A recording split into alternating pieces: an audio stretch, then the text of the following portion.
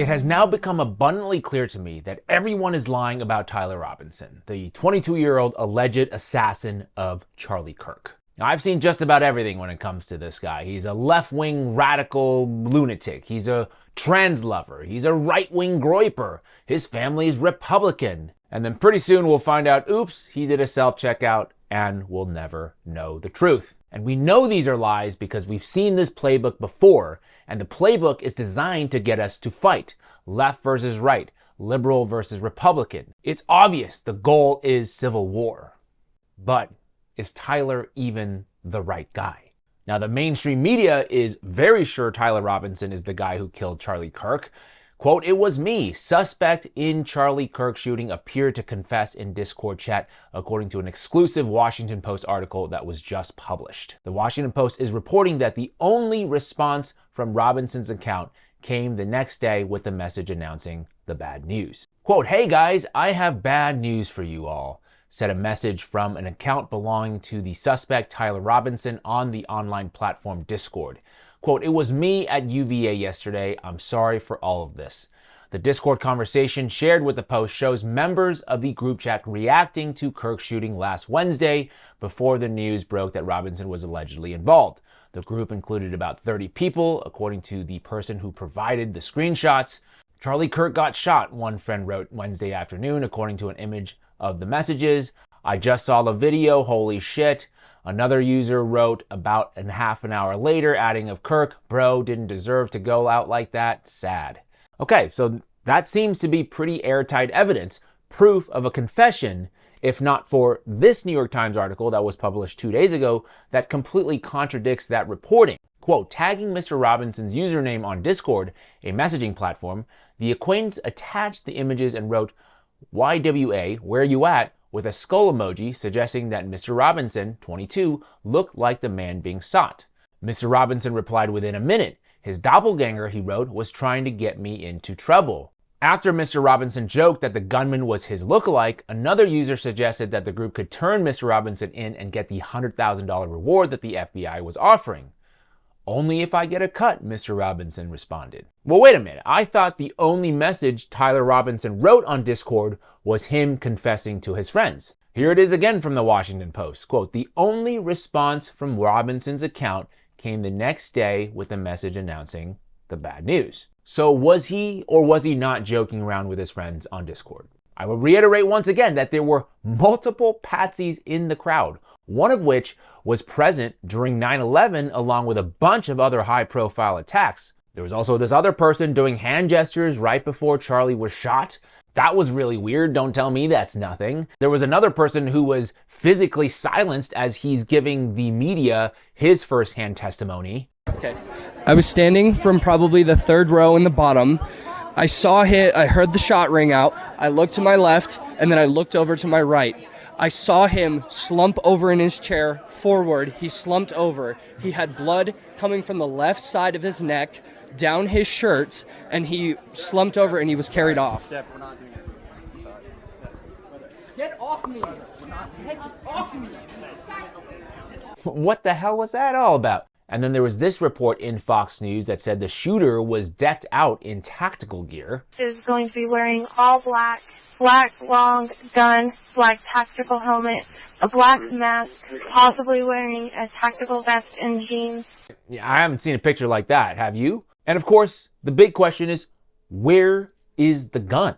This assembling it and then disassembling it and then reassembling it again in the woods, it just doesn't make any sense at all. And by the way, it's not really the woods, as the media has been reporting. It's just an area around the UVU campus with a few trees, as you can see. It's highly exposed. So to think that he's there reassembling a rifle with no eyes on him seems highly unlikely. Kash Patel in the FBI is also claiming that the shooter wrote a note that said he was going to, quote, take out Charlie Kirk, but then the note was somehow destroyed, but they have some forensic proof of it once existing. Written note, was there, did he write a written note before the assassination attempt? That's what the governor said yesterday.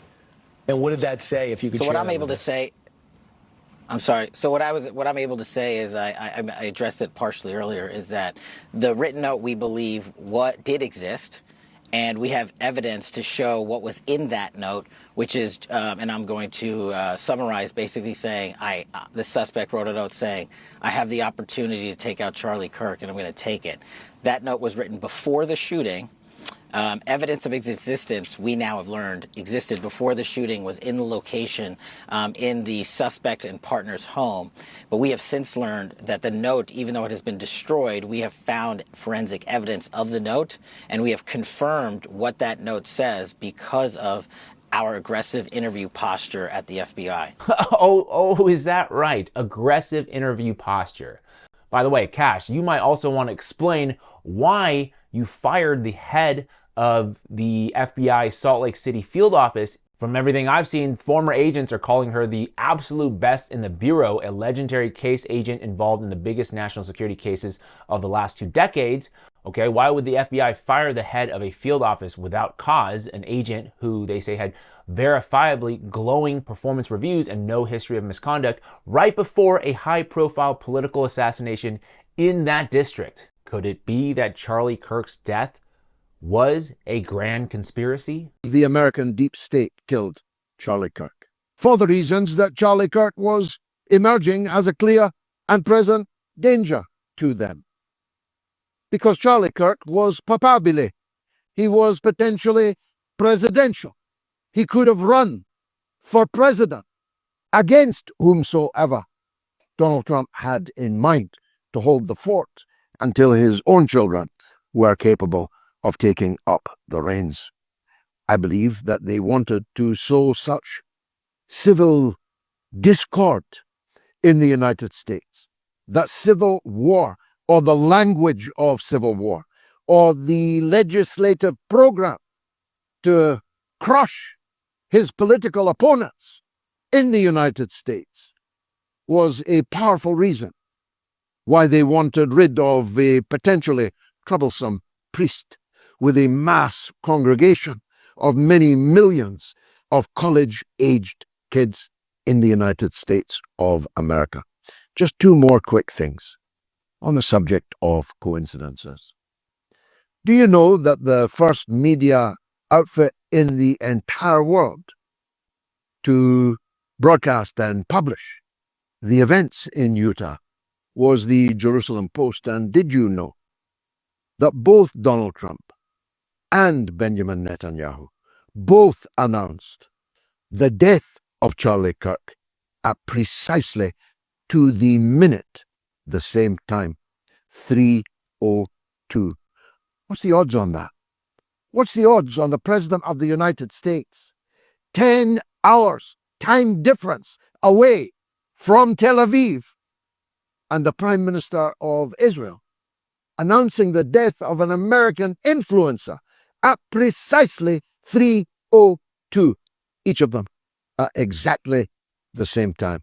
At this point, nothing seems for sure, so we should be asking all the questions and also questioning all the answers. That is it for me today. Let me know what you think. Is Tyler Robinson responsible for the death of Charlie Kirk? If so, did he act alone, or was it somebody else entirely? Let me know what your thoughts are in the comment section below. And to help me continue to pursue the truth, to support my journalism, please like this video, share it with your friends and family, subscribe if you haven't already done so, hit that notification bell. I appreciate your time today. I'll see you in the next one. He declined to go to Israel. Charlie said no to Bibi. Okay.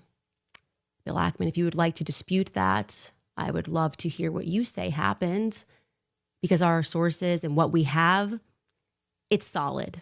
Okay. There were conversations that took place, messages that were sent at that time, and they are solid.